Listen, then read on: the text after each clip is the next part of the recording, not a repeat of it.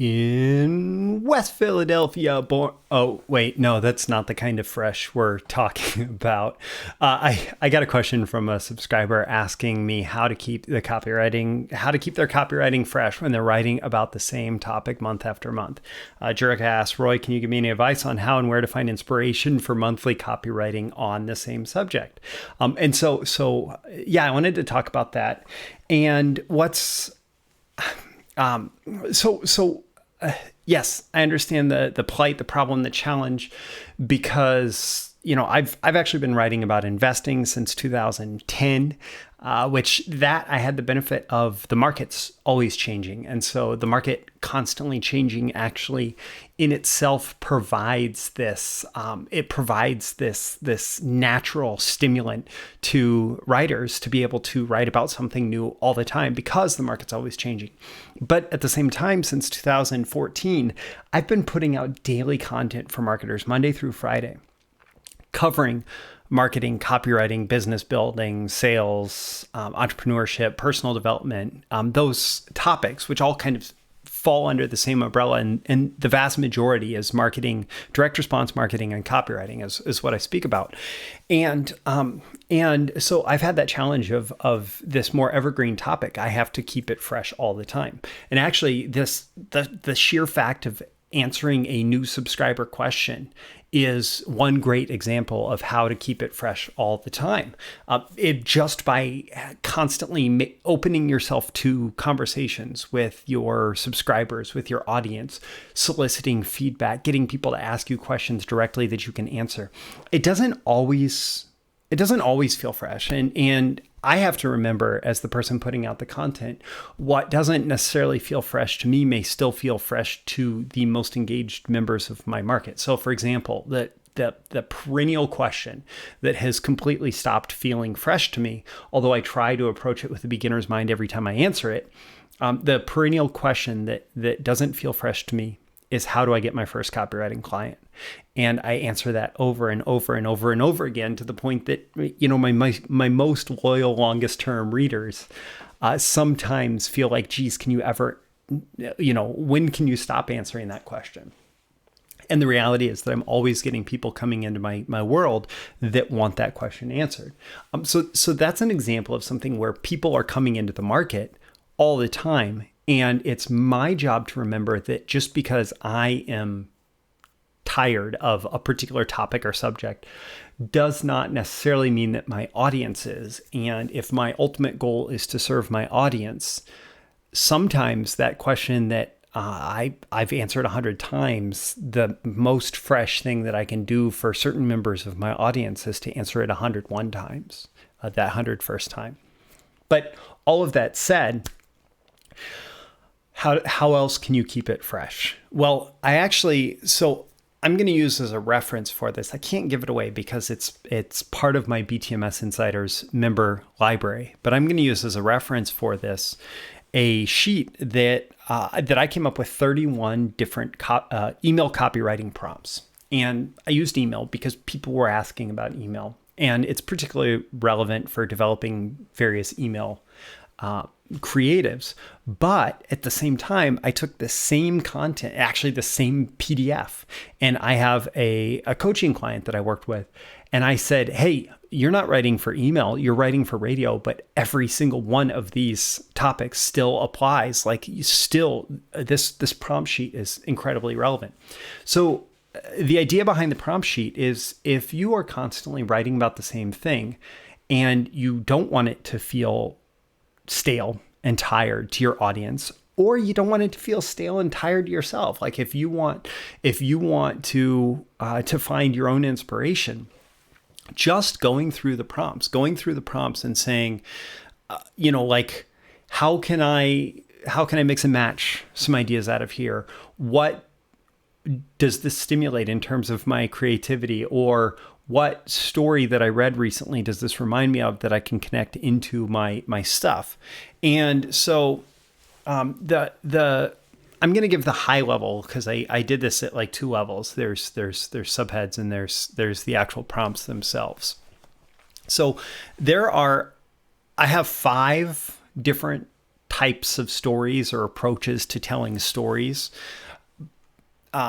including, for example, here's a great one that I can throw in.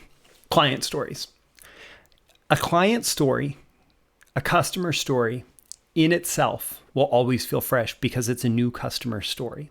And so even if that customer is largely telling the same, like a different version of the same story, if you're able to say, oh, here's how Julie did this, or here's how Chris did this, and how they got the outcome that we promised, and it was through the product or service that you offer, that's a great example of like a super easy story to tell that keeps it fresh. And you can tell those client stories over and over again, and they'll always feel fresh. They'll always feel new. They'll always feel inspired and interesting. So I have 5 different types of stories here. I actually have 8 different approaches to just thinking about like, how can I get attention? How can I get attention from my prospects? And so one great example that is always relevant is today's news.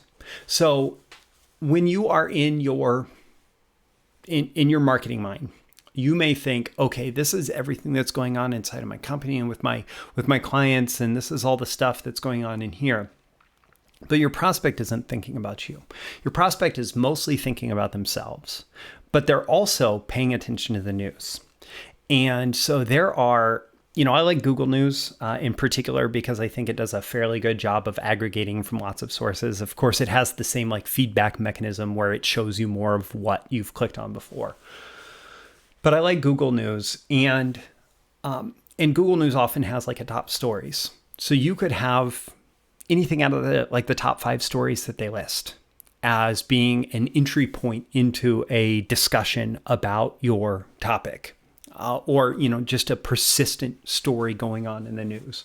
Or you could find a text story there. Or you could find whatever. Like, what are the headlines that people are paying attention to, and how does that tie back in a relevant way to my market, to my prospect, to my product or service?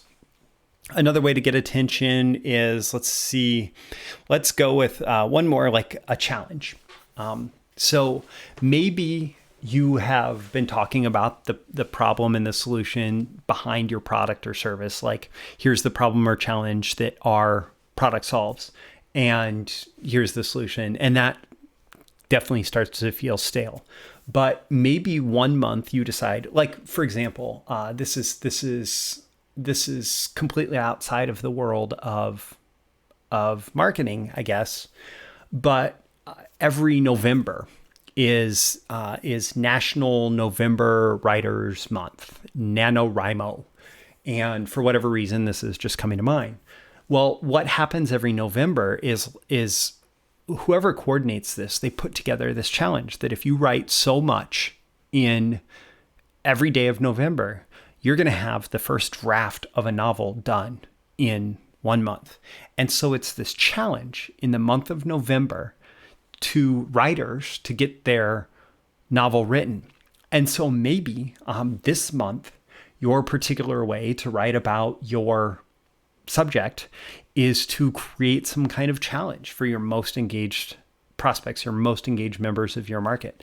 And you define the steps of the challenge, and you create the challenge, and you find a way to make that something that they can really engage with and feel fresh about. And maybe they can post it to social media. Like people like writers post NaNoWriMo as a hashtag in November as they're writing. So things like that, like, how can I get attention? And I taught 8 different ways to get attention. I've been speaking about like the problem solution equation here, and I have 3 different ways to talk about problems. And so, for example, if there is a new cause of the problem that you have identified this month, or that you could introduce at this month as like, oh, this is a new cause of the problem. So that could be an inspiration for writing something fresh this month. And here I'm going through my PISA formula: problem, agitate, invalidate, solve, ask. I have different prompts for different parts, which is relevant because our market is at different points in like becoming aware of our of our product or service. And so initially they become problem aware, and then they become,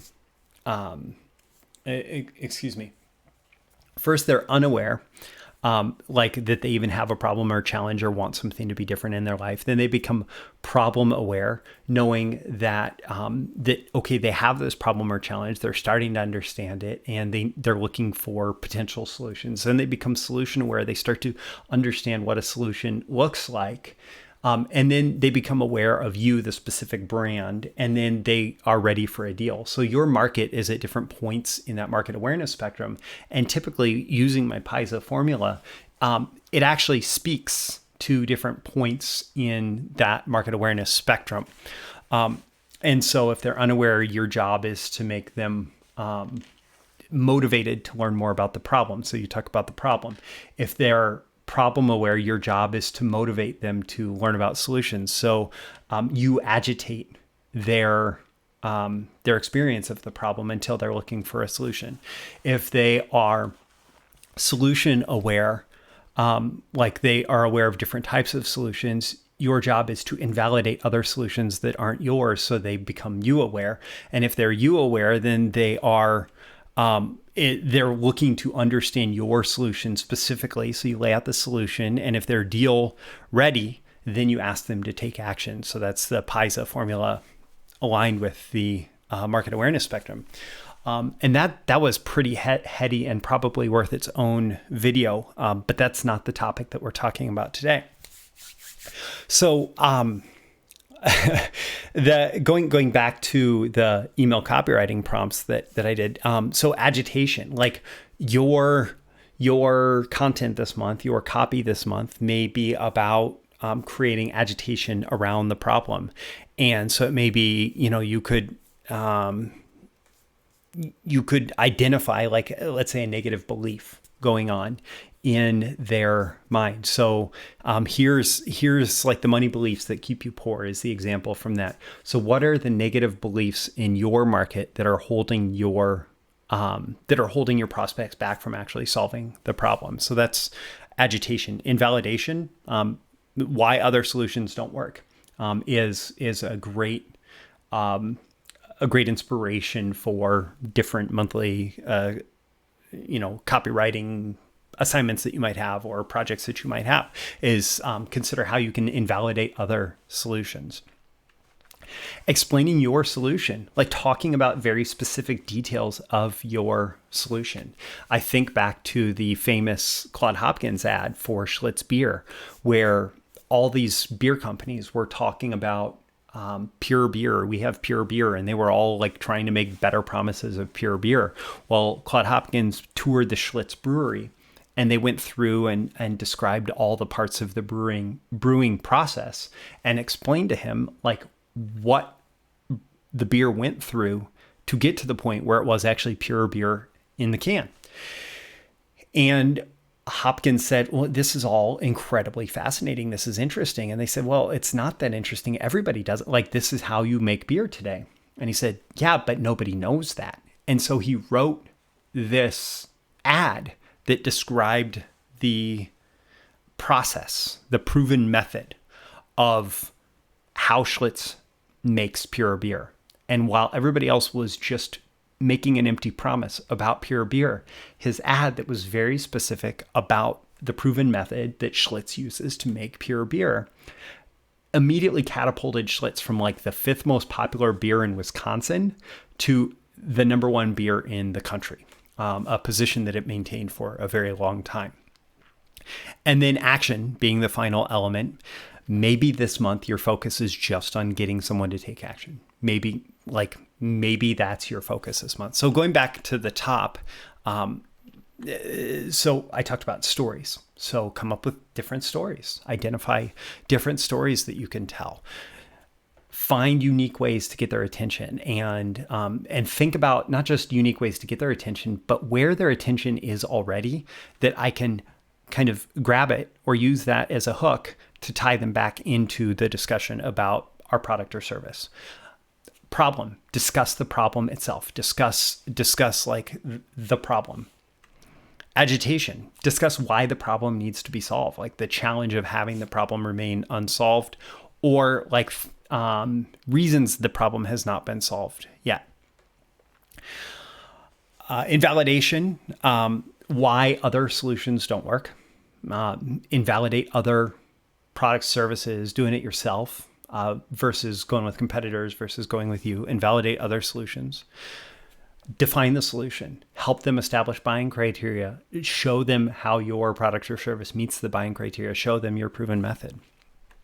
And then action, just like, is there, this month, maybe your focus is just on getting them to take action. Maybe it's because like this month is a particularly relevant sale month for your business. An example being retail. By the time you get around to Thanksgiving, basically, especially in the US, but in a lot of countries that celebrate Christmas, as soon as you get past Thanksgiving, retail is just about taking action. Retail is just about sales and all that. And so, for example, if you were writing about retail in December, it may all just be about taking action. November, December, that's your prompt for the month. So I'll include a link in the description with this video to my monthly Insiders Calls page on BTMS Insiders, as well as the BTMS Insiders All-Access Pass. The monthly trainings that are the Insiders Calls are a benefit of BTMS Insiders membership. And that's where you can actually download the cheat sheet and the recording of that training and get access to that, as well as all of the other content in the BTMS Insiders library. You pay a low monthly fee and you get access to everything. It's a ridiculously good deal. And this 31 different ideas for how you can continuously write fresh copy about the same old subject it is just another example of the kind of value that you can get in there. So my name is Roy Furr. This has been a video issue of Breakthrough Marketing Secrets, BTMS Insiders standing for Breakthrough Marketing Secrets Insiders, right? This has been a video issue of Breakthrough Marketing Secrets. On a scale of 1 to 10, how much value did you get out of this training? Leave a comment below. Let me know.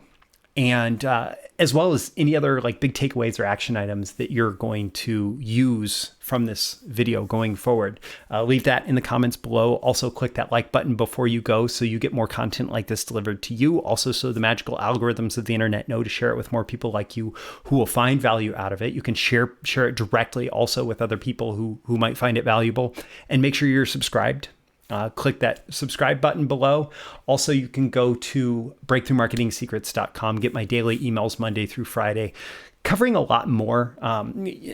Of course, you get these videos, you get articles, but I'm also releasing some additional mini courses and stuff in the near future here. And you'll only be able to get those through being subscribed at breakthroughmarketingsecrets.com. So again, my name is Roy Furr for Breakthrough Marketing Secrets, and check out the links in the description. Thanks for watching. I hope you have gotten 10 out of 10 value. That's always my goal with these videos. And I look forward to seeing you again in your next video. I'll see you soon. Bye.